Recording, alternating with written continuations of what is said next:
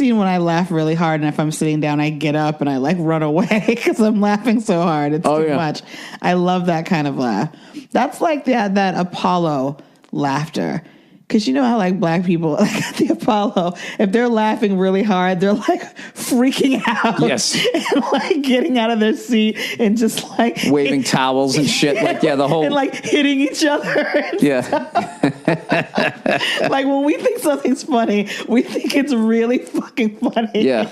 And when you don't think it's funny, you really don't think it's funny. Yeah, that's what I learned during those rooms. Black crowd's going to have fun with or without you. So you better. Basically. Yeah. They're either going to laugh with you or they're going to laugh at you. There's no pity laughter. There's no pity applause. No, we don't do that. You better be funny. Some of the fucking heckles I got in those rooms. The worst is when they would just be talking to each other about how not funny you were. I'll never forget just on stage, just bombing. It was just dead silence. And I just heard this woman in the middle of the crowd. She just looked around at everybody. She just goes, I ain't laughed yet. And I was just like, oh my God. Oh God.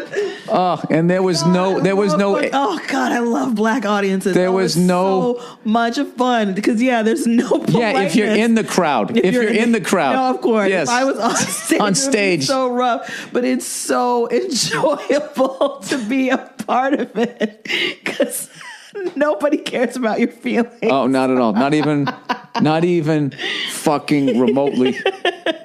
Whenever I did a black show, I ain't laughed yet. No, just so like hilarious. But terrible for you. Dead. Sorry. No, she was right though.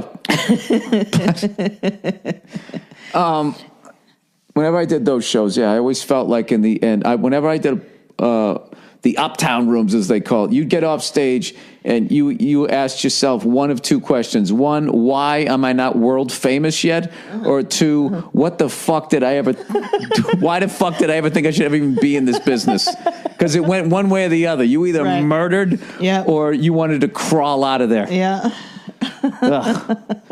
Talent used to have this room, LeBar Bat, on the fucking Upper West Side. It was after work, black crowd, and it was every other fucking time. Every other time I killed, every other time I fucking ate it. And oh man, I saw them fucking Jimmy Mack, Uncle Jimmy Mack, rest his soul. Yeah. I saw him one time. He was having a tough set. I think I bombed. It was just one of those fucking crowds that just weren't laughing that week. Every other week they'd laugh, every other week they weren't, and he was having a tough set. And I just remember he was bombing so bad, and this woman was heckling him so bad he had to bring up his career. He started talking about his IMDb. Yeah, I've done. He goes, he brought up how he did Comic View or something like that, and like he goes, I don't give a shit. He's like, bitch, I don't give a fuck. You don't think I'm funny? You know, I got a career. And she just went like, I can't remember how she said. She said N-word, what career? And then just dressed him down. I remember I had to go on after it, and like. Jimmy was the man, right? He was the fucking man. And I'm just like, this guy's got 10 years on me. If he can't handle this fucking crowd, what's going to happen to me? And they would just, like, he got off, and then I went up, Talent went up, and Talent had this tag where he would give the worst tag that Talent could say after your set was when he would go up, he'd be like, come on, y'all, comedy ain't easy. When he said that, you were the guy who bombed. It was just like, oh, fuck, right? So, he already did for Jimmy. Come on, y'all. Comedy ain't easy, right? The only time I ever saw him have to do it for Jimmy because he always killed. And then he brought me up there. Oh, God. Oh. I thought about that fucking show for like a month. I would just think of the shit that people said to me. I'd be in the shower thinking of it and just... It would pop into my head, and I'd do that thing, like trying to shout it out of my head. Here's the thing, though, Bill, because you always talk about how heckling, like, is a part of stand-up comedy, right? But absolutely, it is. But the thing is, though, I don't know. Maybe I just don't get it, but I just feel like you don't do that. You don't fucking heckle. You let people go up and do their thing, and then, like... That's it. Like, you don't heckle people at a play. You don't well, I guess people do heckle people at concerts and shit like that, sort of. But for the most part, you don't. Why is it that stand-up That's what makes stand-up awesome. Creates this environment where people really feel like they need to interact with you to that level. Because you're standing there and you're not giving a speech, you're talking to them. Okay. So, like, I think it's that. Like, bands get heckled and all that. Yeah, I love hecklers. That to me, like... But you don't want to encourage people to be heckling to a point of disruption. No, like, not to that level, but, like those... It's... I don't know. It's... I always thought it was the most terrifying thing when I started out. Like, what am I going to do? Because you knew it was going to happen. What am I going to do when I get heckled? Mm-hmm. What am I going to say? And blah, blah, blah, blah, blah. Like, what the fuck is going to happen?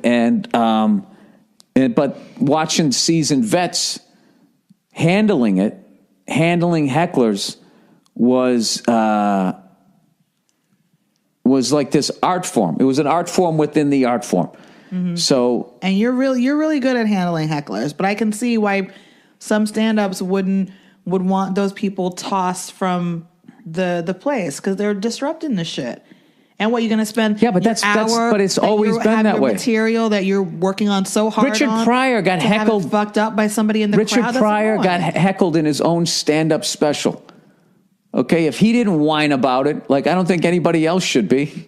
Yeah. Okay, if the crowd's going to heckle him, like what are you fucking special? Like I look, every comedian can run their shit the way that they want to run their shit, but like I look at it like I say a lot of fucked up things on stage that are going to make, I always fucking give women shit and like, are they really supposed to just sit there and not say anything? When I go down south, I'm always talking, I'm always fucking around. Going, when you guys came here, you took a shit in your outhouse, and you came down here. At some point, somebody's gonna. So obnoxious. Yeah, like you definitely like to push people's buttons that way. That's for sure. Yeah, because it's fun. That's what people did. You're a provocateur. No, I'm not. It's breaking balls, and then they bust your balls back, and then it's funny. Okay. Yeah, I guess I understand that.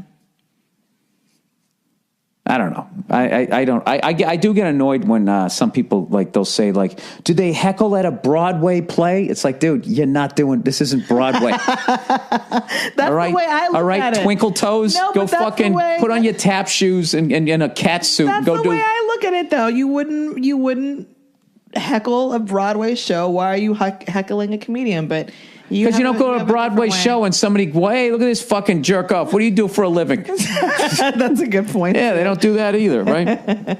How long is this podcast? I don't want to be torturing people with... Oh, who gives a shit at this point? I got to read the rest of these things. All right.